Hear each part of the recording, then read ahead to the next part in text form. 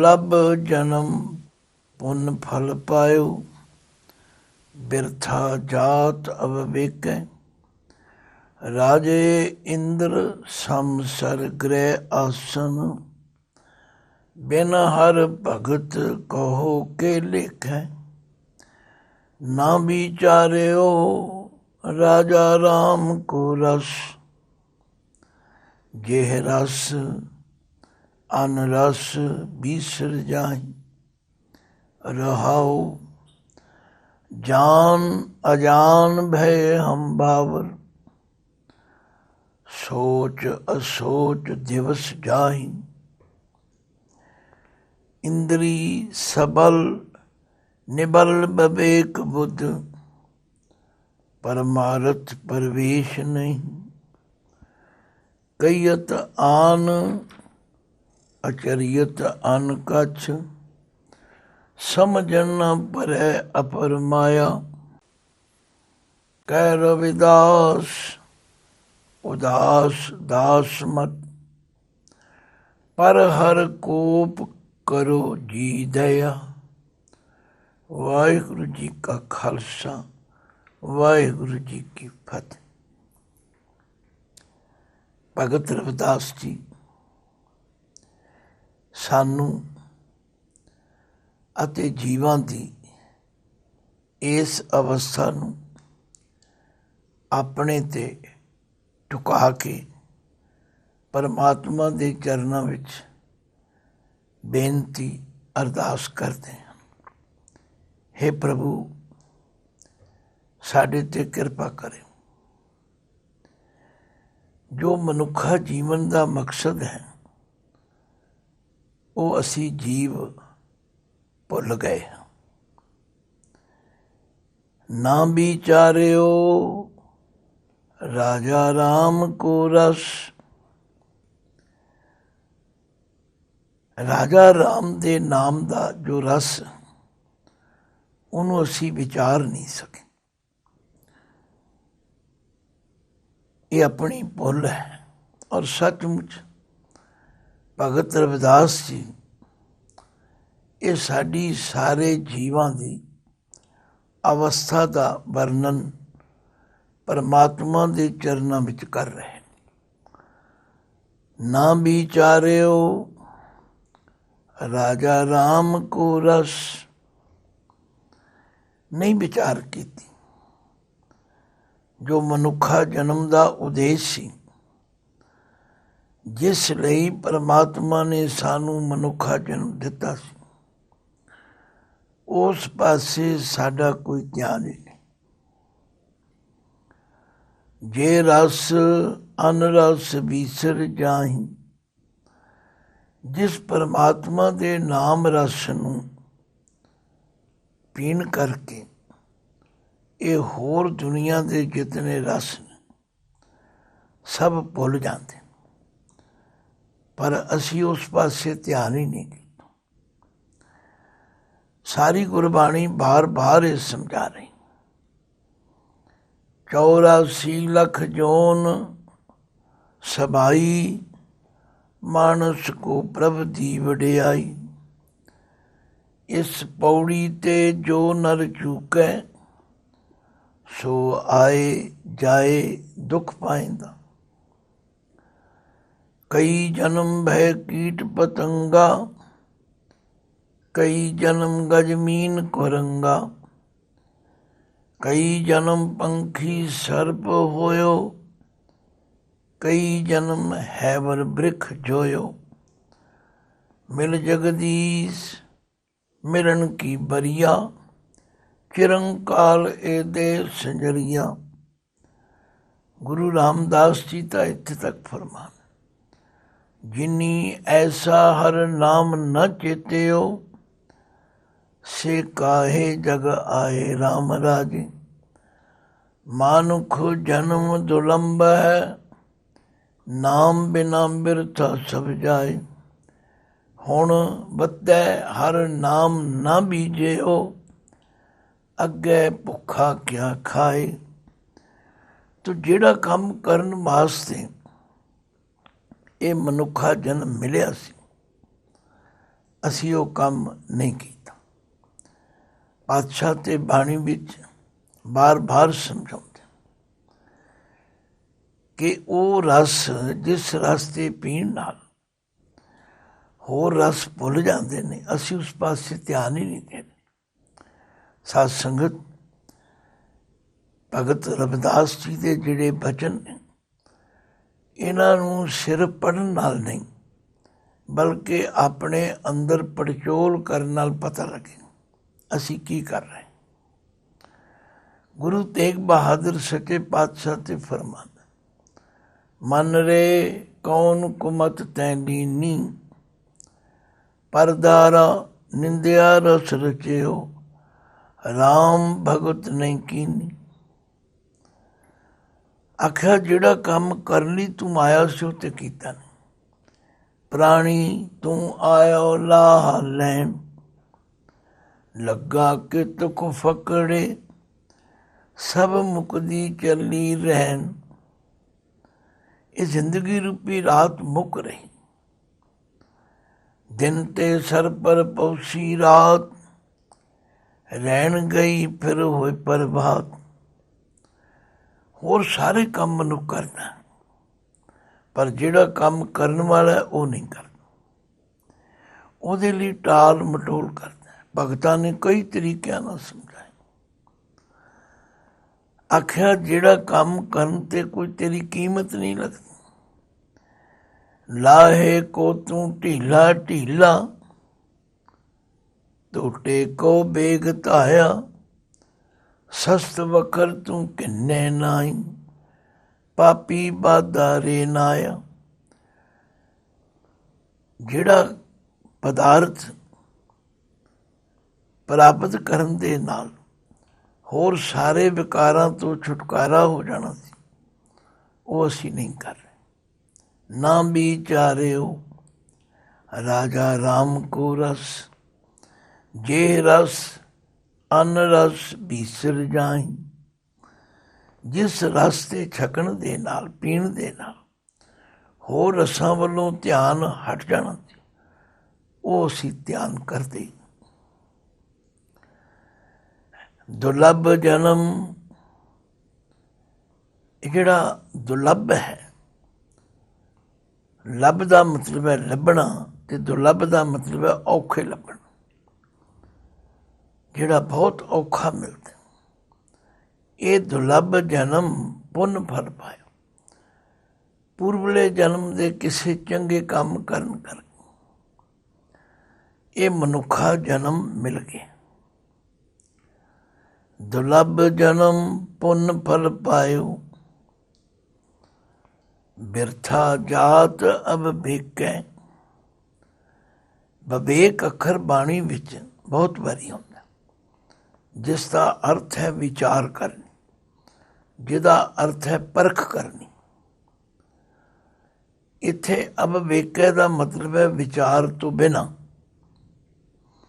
ਇਹ ਮਨੁੱਖਾ ਜਨਮ ਬਿਰਥਾ ਜਾ ਰਿਹਾ, ਅਜਾਈ ਜਾ ਰਿਹਾ, ਕਿਉਂਕਿ ਜਿਨ੍ਹਾਂ ਚੀਜ਼ਾਂ ਵੱਲ ਅਸੀਂ ਲੱਗੇ ਹੋਏ ਹਾਂ, ਉਹਨਾਂ ਚੀਜ਼ਾਂ ਵਿੱਚੋਂ ਕਿਸੇ ਨੇ ਸਾਡਾ ਸਾਥ ਨਹੀਂ ਦੇਣਾ। ਪਰ ਵਿਚਾਰ ਤੋਂ ਬਿਨਾਂ ਅਸੀਂ ਸਾਰੇ ਹੀ ਉਹਨਾਂ ਚੀਜ਼ਾਂ ਨੂੰ ਜੱਫੇ ਮਾਰ ਰਹੇ।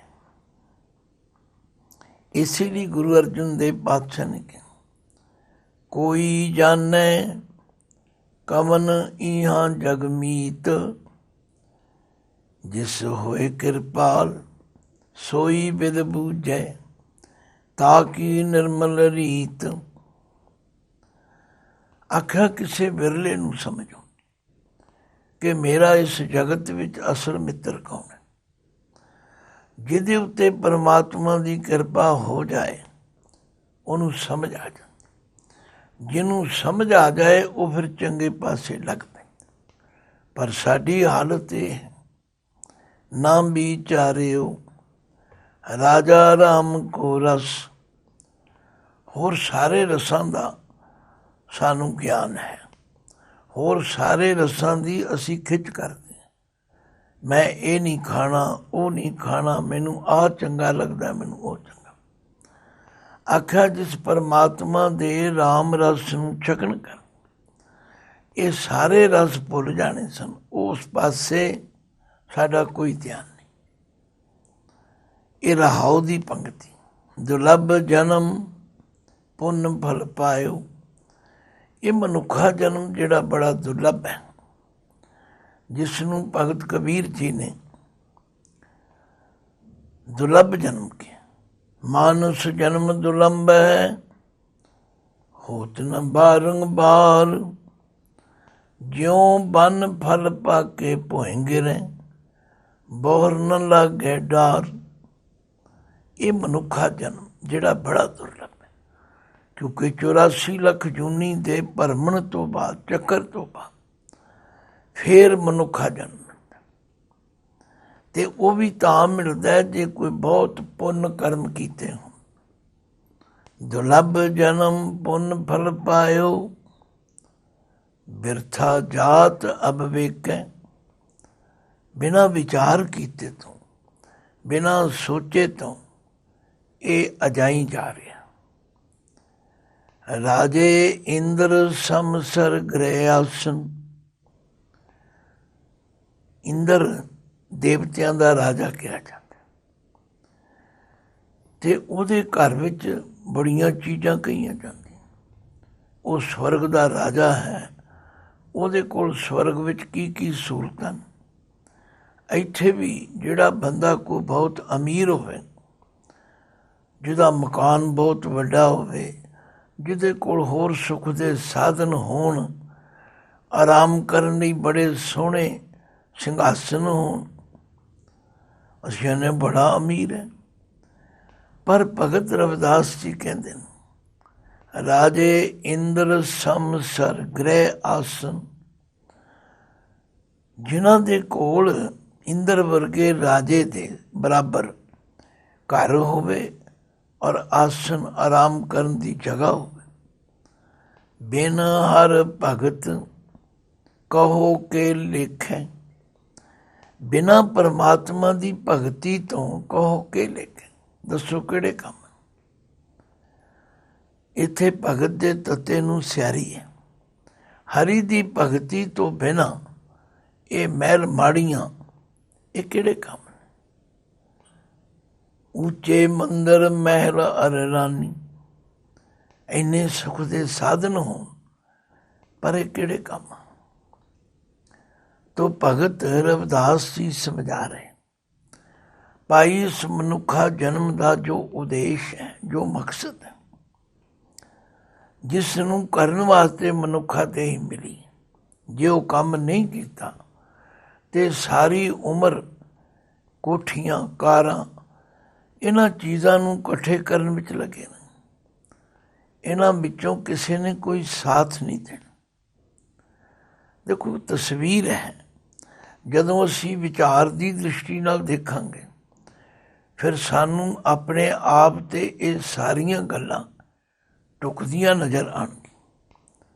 ਸਾਡਾ ਜੀਵਨ ਦਾ ਸਮਾਂ, ਮੈਨੂੰ ਇੱਕ ਘਟਨਾ ਯਾਦ ਹੈ।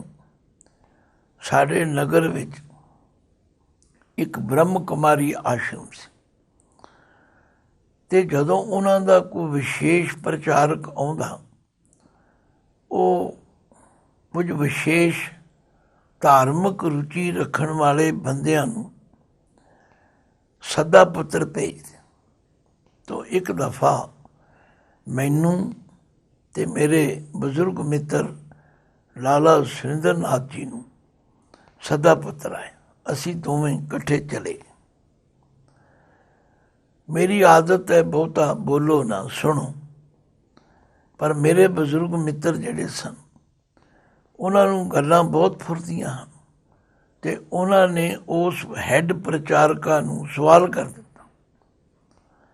ਕਹਿੰਦੇ, ਬहन जी मैं ये पूछता हूँ, मुझे ये बताओ कि परमात्मा ताकतवर है या माया ताकतवर। क्योंकि हम लोग उसके पीछे ज़्यादा जाते हैं या उसको ताकतवर समझते हैं जिसके तरफ ज़्यादा लोग लगे। तो माया की तरफ तो बहुत लोग लग रहे हैं, परमात्मा की तरफ कोई कोई टावा लगता, तो इन दोनों में से ताकतवर कौन है? सवाल बड़ा गूढ़ सी। जो प्रचारका ਦਾ नॉलेज सी, जो ਉਹਨੂੰ ਪੜਾਇਆ ਗਿਆ ਸੀ, ਉਹਨੇ 1.5-2 ਘੰਟੇ ਲੈਕਚਰ ਕੀਤਾ। बाबू जी बड़े सियाने तजर्बेकार सन। कहने लगे, बहन जी मेरे सवाल का जवाब आपने नहीं दिया, मुझे आपकी बात में से कुछ नहीं मिला। वो चुप कर गई। फिर वो मेरे वाल मुंह करके कहने लगे, ज्ञानी जी आप बता दो, आपका भी तो यही सब्जेक्ट है। मैं क्या, हाँ, जब आप मेरे से पूछोगे तो मैं ज़रूर बताऊंगा। मैं क्या, इसका उत्तर ये है, मैं हूँ आस्तिक, मेरा ये पूर्ण विश्वास है कि परमात्मा के तुल्य कोई और नहीं। माया तो उसकी दासी है, इसको मैं कैसे ताकतवर मान सकता हूँ? परमात्मा सर्वशक्तिमान। कहने लगे, ये तो ठीक है, पर लोग ज्यादा लगते तो माया की तरफ है। मैंने क्या, देखो तकड़ी के 2 पलड़े हैं, जिस पलड़े पर आप ज्यादा वजन रखोगे वही झुकेगा, जिस पर आप वजन रखते ही नहीं हो तो फिर ऊपर ही उठेगा। मैं क्या, मुझे आप ये बताओ कि आपका पेट्रोल पंप है, आप 24 घंटे में से कितना समय पेट्रोल पंप पर देते हो और कितना समय परमात्मा की तरफ लगाते हो? कहने लगे, अब समझ आ गए। मैंने कहा, ये जीव ही ताकतवर है, जीव ही कमजोर है। जब आप परमात्मा की तरफ कोई समा लाओगे ही नहीं, सारा समा माया की तरफ ही लाओगे, फिर तो आपको माया ही ताकतवर लगेगी। तो असल गल ये है कि असी विचार तो कम नहीं ले रहे। भगत रविदास जी भी यही गल कह रहे, दुर्लभ जन्म पुण्य फल पायो, बिरथा जात अब बिक। बिना विचार तो ये अजाई जा रहे। दुनियावी पदार्थ इकट्ठे करने ठीक है, रहने ली कुली चाहिए, शरीर ढकने ली जुली चाहिए, ढिड भरने ली गुली चाहिए है, पर कितना पदार्थ इकट्ठा करोगे? भगत जी कह रहे ने, राजे इंद्र समसर ग्रह आसन। वो राजा इंद्र जो देवतियां का राजा है, जो स्वर्गापुरी विच राज करदा, ਉਹਦੇ ਸਮਸਰ ਤੁਲ ਤੁਹਾਡੇ ਕੋਲ ਗ੍ਰਹਿ ਮਕਾਨ ਵੀ ਹੋਵੇ ਔਰ ਆਸਨ ਸੁਖ ਦੇ ਸਾਧਨ ਵੀ ਹੋਣ। ਜੇ ਇੰਨਾ ਕੁਝ ਕਰਕੇ ਬੇਨਹਾਰ ਭਗਤ ਕਹੋ ਕੇ ਲਿਖੇ, ਬਿਨਾ ਹਰੀ ਦੀ ਭਗਤੀ ਤੋਂ ਦੱਸੋ ਕਿਹੜੇ ਕੰਮ। ਨਾ ਵਿਚਾਰਿਓ राजा राम को रस, जे रस अन रस भीतर जाई राहो, जान अजान भय हम बावर। बड़ी कमाल की गल है, जान अजान भय हम बावर। जान दे रने नूं सियारी है, सब कुछ जानते हो। असी जान बुझ के अजान बने हुए हैं, कमले बने हुए हैं, पागल बने हुए हैं। साध संगत आप किसी को नहीं कह सकते, अपने अंदर विचार सकते। जे किसी बंदे नूं कोई गल समझाउण दा यतन करो, भावें वो छोटा बच्चा होवे भावें वो बड़ा, आंदा जी मैं सब कुछ जानदा, मैनूं सब पता है। भगत जी कहते हैं, ये दस जे तेनूं सब पता है। कबीर मन जानत सब बात, जानत ही अवगुण करे, काहे की कुशलात हाथ दीप कुएं भरे। असी सब कुछ जानते हुए भी अजान बने हुए ते कमड़े होए हुए। जान अजान पे हम बावर, सोच असोच दिवस जाई। सारा दिन तथा जिंदगी के सारे दिन सोच असोच, चंगियां माड़ियां सोचां विच ही लगे। इंद्री सबल निबल विवेक बुद्ध, परमारथ परवेश नहीं। इंद्री काम वासना तथा इंद्रियां सबल, ये ताकतवर हो रही हैं। ਜਿਹੜੇ ਇੰਦਰੇ ਸਾਨੂੰ ਪਰਮਾਤਮਾ ਨੇ ਚੰਗੇ ਕੰਮ ਕਰਨੀ ਤੇ ਸਾਰੇ ਸੇ ਭੈੜੇ ਪਾਸੇ ਲਾਤੇ, ਇਹਨਾਂ ਦਾ ਜ਼ੋਰ ਵੱਧ ਗਿਆ, ਇਹ ਪ੍ਰਭਾਵਸ਼ਾਲੀ ਹੋ ਗਈਆਂ। ਔਰ ਨਿਬਲ ਵਿਵੇਕ ਬੁੱਧ, ਉਹ ਜਿਹੜੀ ਬੁੱਧੀ ਸੀ ਵਿਵੇਕ ਵਾਲੀ, ਵਿਚਾਰਨ ਵਾਲੀ, ਉਹ ਕਮਜ਼ੋਰ ਪੈ ਗਈ। ਕੁਦਰਤੀ ਗੱਲ ਹੈ, ਇਹ ਦੋ ਧੜੇ ਹਨ, ਇਹਨਾਂ ਦਾ ਆਪਸ ਵਿੱਚ ਟਕਰਾਓ ਹੈ, ਤੇ ਜਿਹੜਾ ਤਾਕਤਵਰ ਹੋਵੇਗਾ ਉਹ ਹਾਵੀ ਹੋ ਜਾਏਗਾ। ਭਗਤ ਜੀ ਦੱਸ ਰਹੇ ਨੇ ਕਿ ਕਮੀ ਸਾਡੇ ਵਿੱਚ ਕਿੱਥੇ ਆਈ। ਜਾਨ ਅਜਾਨ ਭਏ ਹਮ ਬਾਵਰ, ਸੋਚ ਅਸੋਚ ਦਿਵਸ ਜਾਈ। ਇੰਦਰੀ ਸਬਲ ਨਿਬਲ ਵਿਵੇਕ ਬੁੱਧ, ਪਰਮਾਰਥ ਪਰਵੇਸ਼ ਨਹੀਂ। ਉਹ ਜਿਹੜਾ ਪਰਮ ਅਰਥ ਜੀਵਨ ਦਾ ਮਕਸਦ ਹੈ, ਉਧਰ ਤੇ ਅਸੀਂ ਤੁਰੇ ਹੀ ਨਹੀਂ, ਉਧਰ ਤੇ ਹਾਲੀ ਅਸੀਂ ਪ੍ਰਵੇਸ਼ ਦਾਖਲਾ ਵੀ ਨਹੀਂ ਲਿਆ। ਸਾਡੀ ਹਾਲਤ ਇਹ ਹੈ, ਕਹੀਅਤ ਆਨ ਅਚਰੀਅਤ ਅਨਕਛ, ਸਮਝ ਨ ਪਰੈ ਅਪਰ ਮਾਇਆ। ਕਹਿੰਦੇ ਕੁਝ ਹੋਰ ਹਾਂ, ਕਰਦੇ ਕੁਝ ਹੋਰ।